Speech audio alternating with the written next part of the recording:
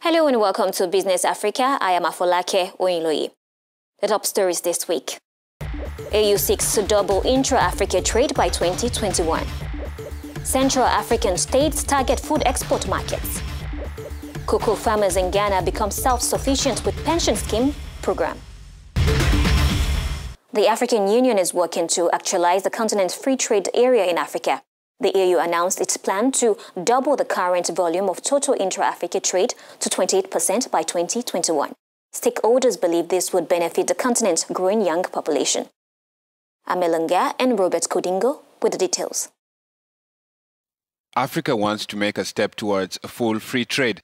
Albert Mushanga, the Commissioner for Trade and Industry of the African Union, convinced and reassured of a single market, quote-unquote, integrated and commercially viable at the end of this year, 2017. If this deadline was to be met, it would be one of the major projects of the African Union that will have left the paper for physical implementation. Launched in Johannesburg, South Africa in June 2015, the project to create a free trade area on a continental scale has, however, been slowed by different diversions. Some countries largely dependent on their customs revenues fear, in particular, unfair competition with regard to the abolition of tariffs and non-tariff trade deals. For the champions of a common market, Africa offers an opportunity to inflate its commercial volume, reducing its unemployment rate by a large margin. The goal is to double it, the rate of inter-trade by 2021, with key profits of the goal of $35 billion per annum for the 54 member states of the African Union. It is now up to the new AU chairperson, Faki Muhammad Isufu, to see the blueprint of this project implemented.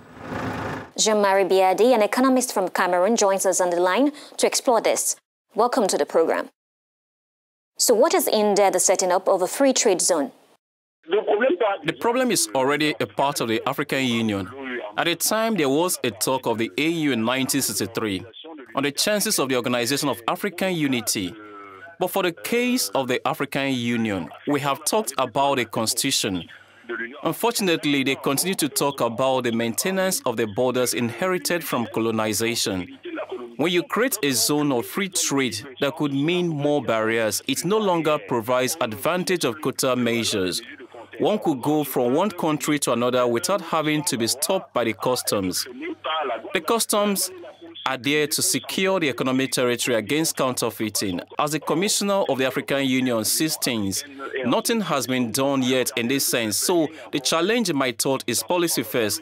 It is the policy which will devote the removal of quota measures between the countries of the economic area, for example. We will not go back to the actual economic level. It is an opportunity for the Conference of Head of State, which is already thinking of that. Do you see a real political will to establish this free trade zone, or it's just talk?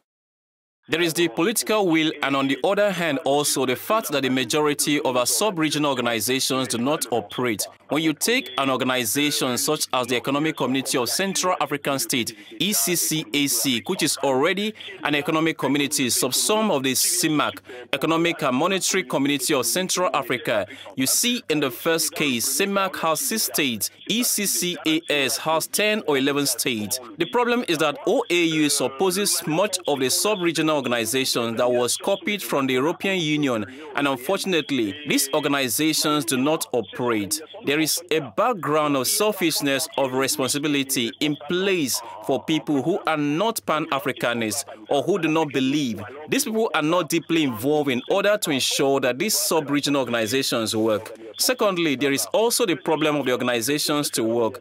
It takes money, and the money we do not have. The International Monetary Fund exists. The International Bank for Reconstruction and Development exists. When you go to Europe, you have the European Investment Bank, you have the European Development Fund, you have a full structure which looks all around finances of development. When you come to Africa, what do you get? Not a great thing.